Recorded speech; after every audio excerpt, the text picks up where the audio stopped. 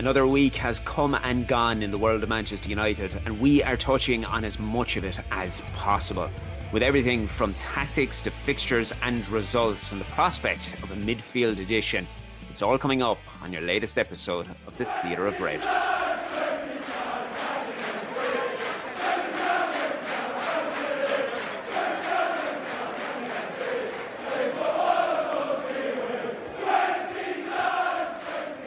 Well, good afternoon, good evening, or good morning, wherever in the world that you're listening today. I thank you very much for taking the time.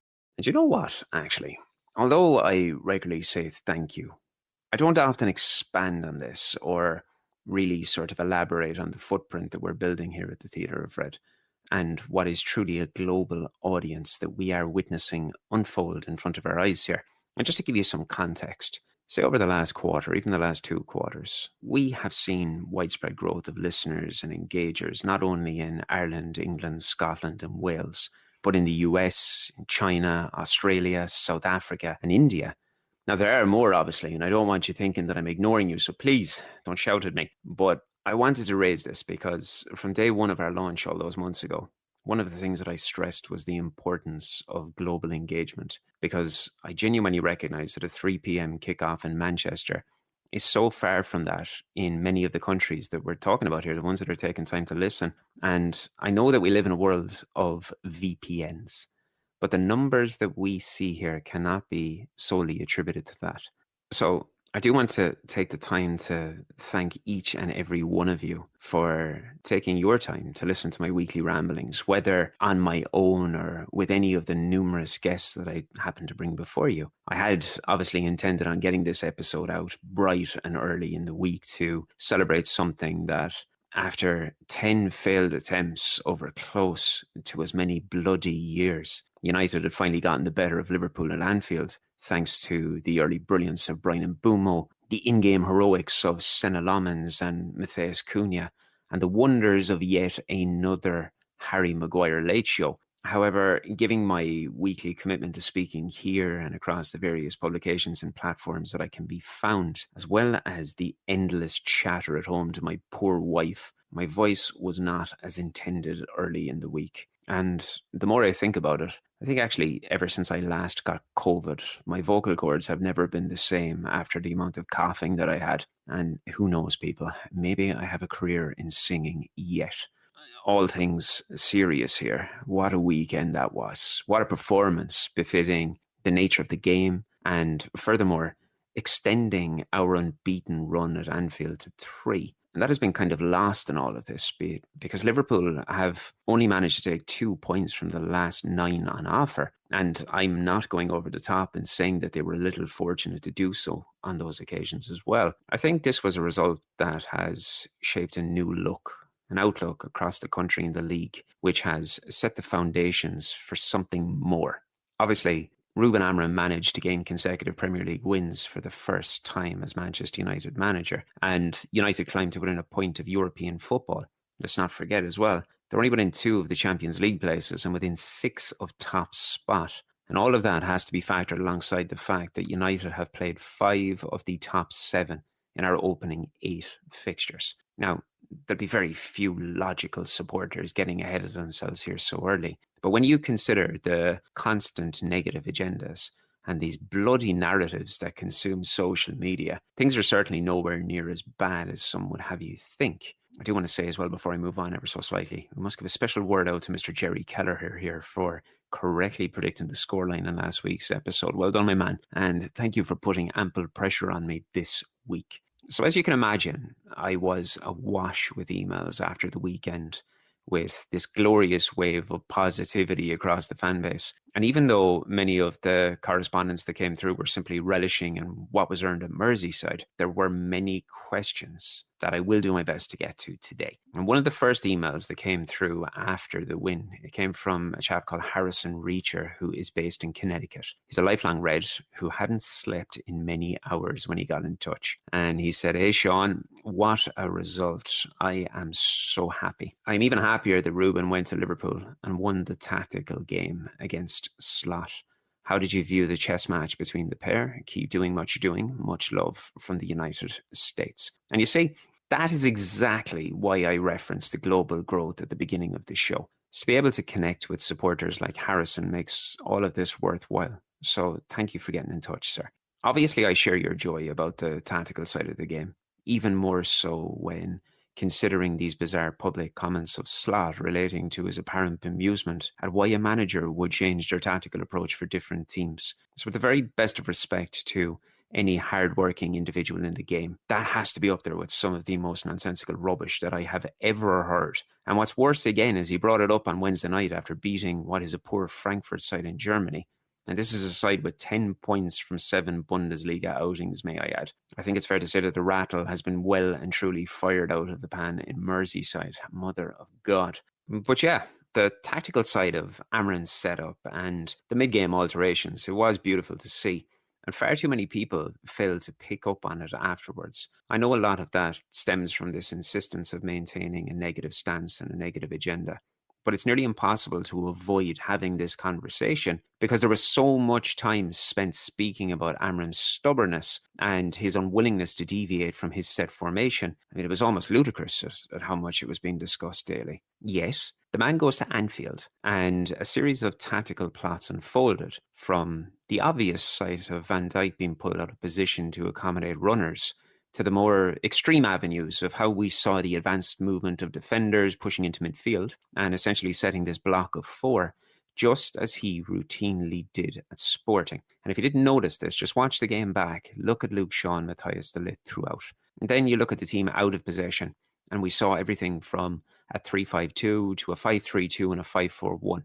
And what this highlights, people, is this continuous interchangeability, fluid control in the center of the field, making the opponent do what you want to do, while applying positioning that implemented a mid-block at the heart of the media darlings. But all of this, it really stems back to something that I've covered in great detail on the Theatre of Red website, and that relates directly to his tactical proficiency, his in-game management, and how a starting phase of 3 at the back can easily morph into a midfield 4 when an Amram team is singing from the same hymn sheet, of course.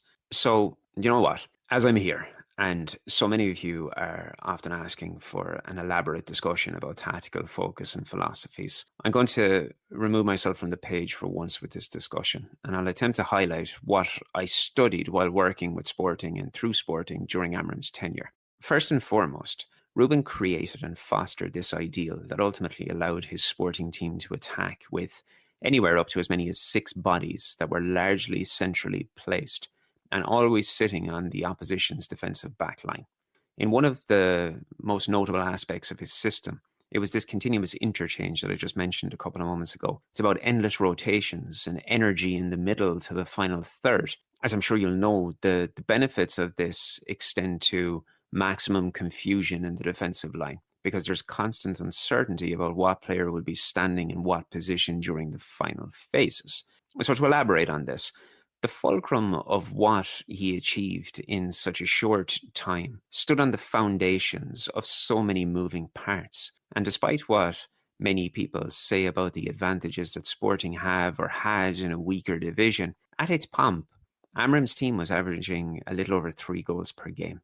Now, I don't care where they play their football, that is a hugely impressive metric. I composed an article last year. I believe it was entitled something along the lines of Amram's Ministry of Defence. And the sole purpose of that piece was to highlight the importance of his defensive build-up within this system. How even though we see this 3-man backline on paper, that this continuously morphs through build-up phases and attacking transitions on the field. The most common rotation I studied began with what we often see in England now as a back 5, relying on multiple options for a slow build-up phase. And then you'll have one of these centre-backs pushing further upfield alongside the central players, who would naturally drop slightly deeper. And what this does is it essentially creates 2 blocks from defence to midfield, and it encourages the opposition to push further forward. Naturally, that in turn creates space behind them for long balls into the attacking trio. Now, naturally, the width of the 2 wing-backs is crucial in all of this, because it supplies a constant avenue for switches or decoy runs and dragging the opposition players out of their structure. That is the biggest thing. It's breaking structure. And this is why Slot gets so frustrated. On this, if you look back at the Liverpool game, we regularly saw that in play, and obviously it worked to great effect.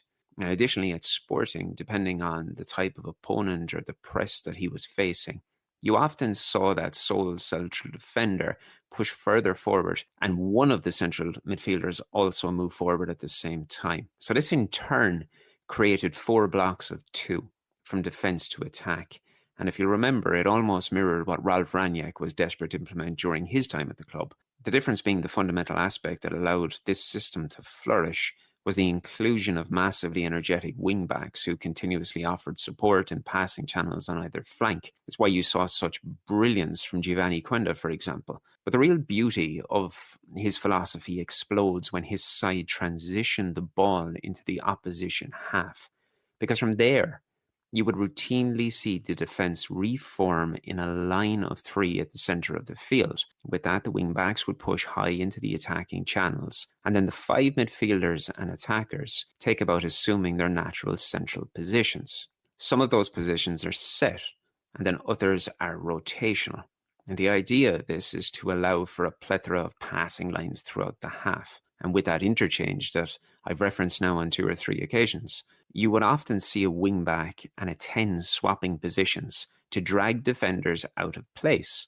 And we're already seeing this occur on the right flank with Ahmad and Mbumo, because their understanding of the system requirements, it appears to be far easier than others have adapted to early on. Call a spade as I'm speaking here. If you're following along with what I'm saying, it is no coincidence that we had so much joy down the right flank at Anfield, and why the partnership of these players is being applauded across social media. Their attacking prowess, coupled with their energy and their desire to constantly move, led to the opening goal, with that added caveat of Van Dijk being drawn out of position because of this interchange and his necessity to man-mark. So this is all growing week by week in Manchester. And even though there have been such a lull of poor performances and results, I believe that we're now seeing the benefits of added time on the training field and growing understanding from back to front. And given everything that I've just covered, it's trying to really summarize an awful lot of information into a small little dialogue here. I can't help but feel that Lisandro Martinez is going to be a huge asset to this team, the structure and the dynamic of the transitional play, given his ball carrying and his distribution abilities, and furthermore, the natural attacking impetus that he seems to have. I always draw back in this because I believe that his injury came at such a bad time, because I felt he was one of the few who grasped the requirements from day one. And all you have to do is look at his individual metrics, because they were off the scale in terms of his contribution to the system and the build-up from the early days. You know, I'd go as far as to say that I reckon if he wasn't a United player right now, he'd be close to the top of the list, if not top, for a defensive recruit to suit Amram's style. So, given what I know about his time at Sporting, what I have just attempted to share, and the efforts put into sharing this across the United fan base, I'm delighted to see the fruits of his actions on display at Anfield, particularly as it upset Slot so much that he was unable to work it out after previously taking the time to dissect the tactical desires of United publicly.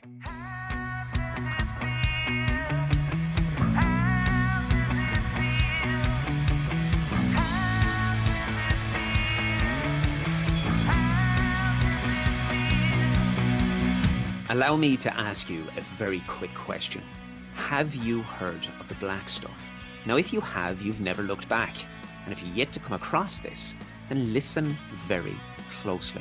Regardless of the type of work that you're invested in or the daily activities that you get up to, you want to take care of yourself and you want to smell good while you're doing it.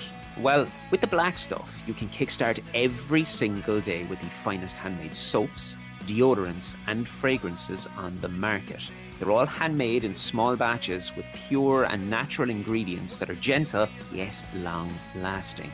In what is their 5th year in business, the black stuff is growing from strength to strength with over 100,000 happy customers already. And on top of all the usual favourites, you can now pick up the Halloween Franken-Soap editions, which are backed by popular demand. If you visit theblackstuff.com today, you can claim 99% off a bar when you buy one. So with everything from individual items to the best bundles available, I assure you, ladies and gentlemen, there is something for each and every one of you.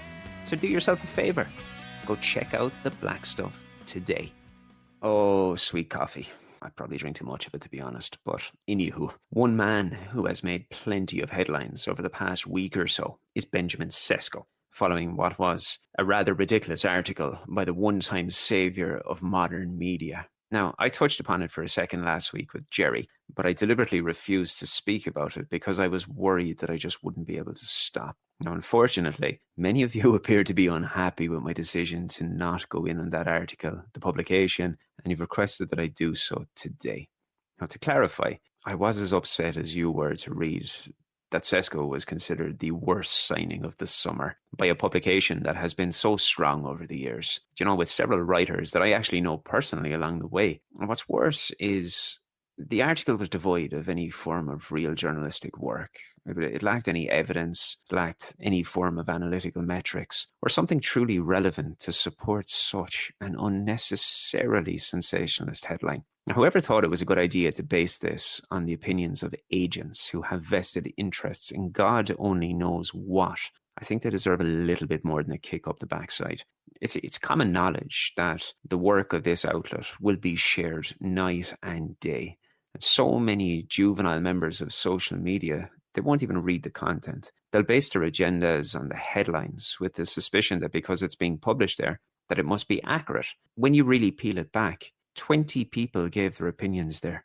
And here I am speaking about it to you. So that tells you all that you need to know about the reach of that publication. And it's just awful when you consider the stockpile of struggle that's occurring in Anfield after the millions that they've spent in the summer, or even closer to home with our one-time star boy continuing to struggle with the requirements of how to be an elite level attacker in the Premier League in London. And how can you even forget the hilarity of what has occurred a short distance across the city of Manchester when you consider the goalkeeping issues that they've had? I didn't speak in great detail about this last week because it's so blatantly intent on generating clickbait that I didn't want to give it any more oxygen than it deserved. And to put it frankly, it's a crap article from a source that I once valued more than any other, and it's solidifying their place in current day alongside so many rubbish outlets that pay people who call themselves journalists pennies to produce 2 or 3 articles every hour. That's why we're reading all of this nonsense, because it's churning out clickbait. And Sesko has acclimatized to the expectations of the task at hand a hell of a lot quicker than many give him credit for. In saying that, I'm not stating that the boy is the finished article.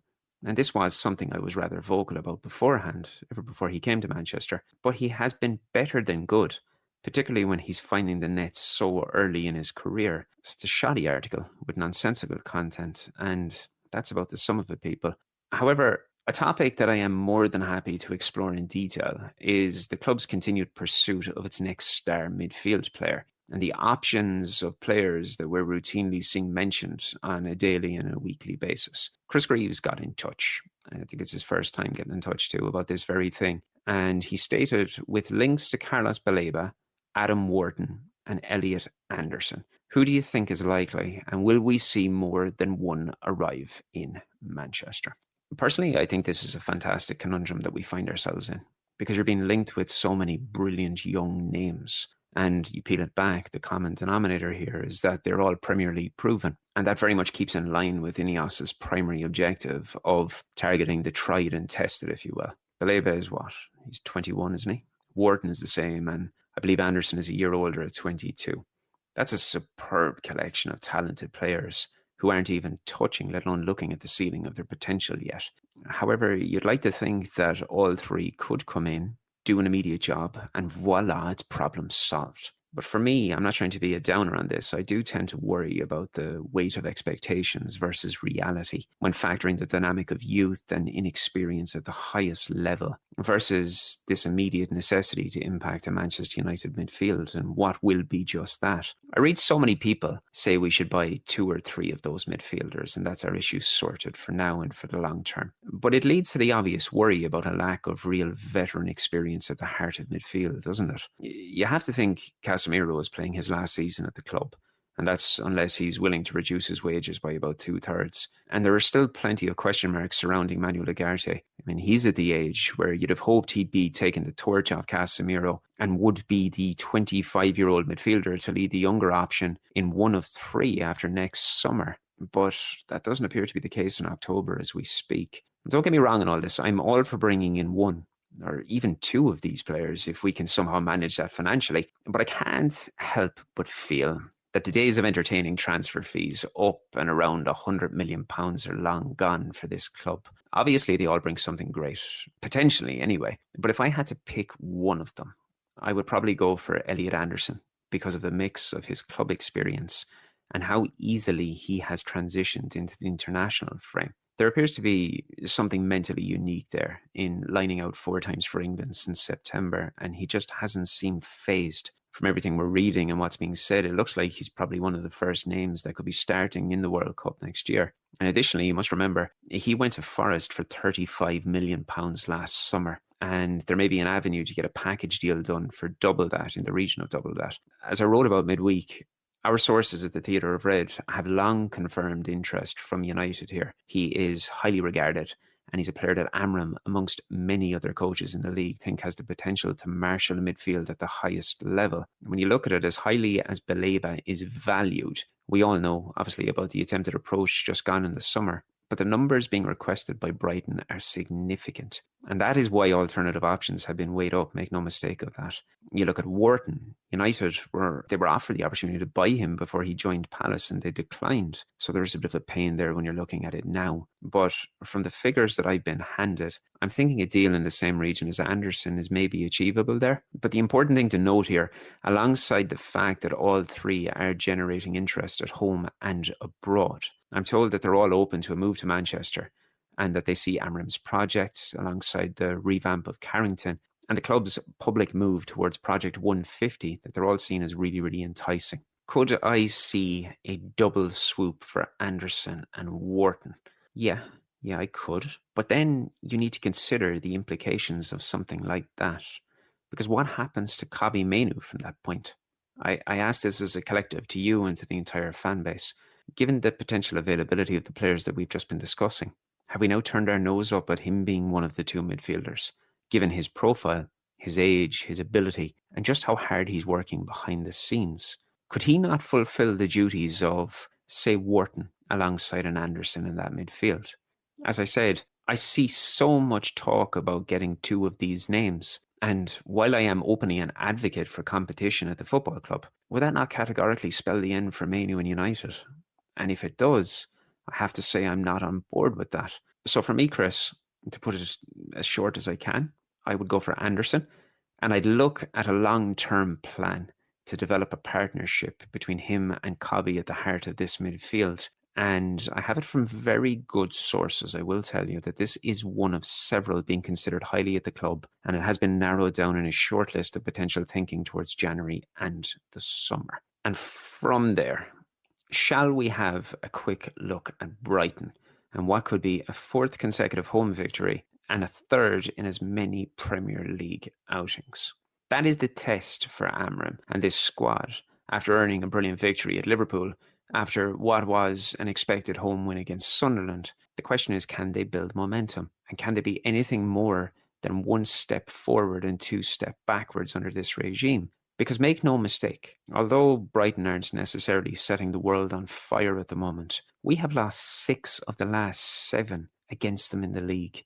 And that includes the one and only outing under Amram at Old Trafford in January. To scale this back, not since we beat them 2-0 under Ralph Rangnick nearly 4 years ago has there been any form of stability in performance against this lot, whether it's home or away. And they're going to arrive off the back of wins against Chelsea and Newcastle in their last 3. And they haven't been beaten since the 13th of September. So regardless of form and momentum and belief, this is a game that has the potential to go terribly downhill fast if this United side is not clued in from the very opening whistle. Now, it may seem like I'm being all doom and gloom here. I assure you I'm not. I'm looking at the potential ramifications if it doesn't go to plan.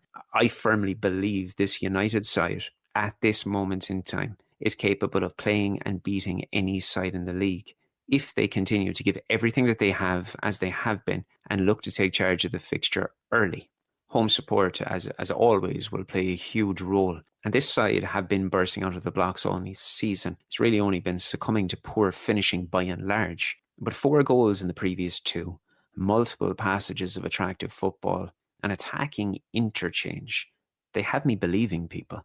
Now, I won't base my opinions on feelings or what my heart says. I'm going to base this off what I see and the metrics that are available for all and the growing confidence that we are witnessing in this side.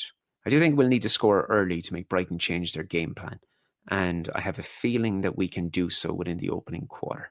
And if that occurs, I could then see us playing the game on our terms and hitting them repeatedly hard on transition. So, all of that considered, I will say that Amram is going to make it 3 from 3.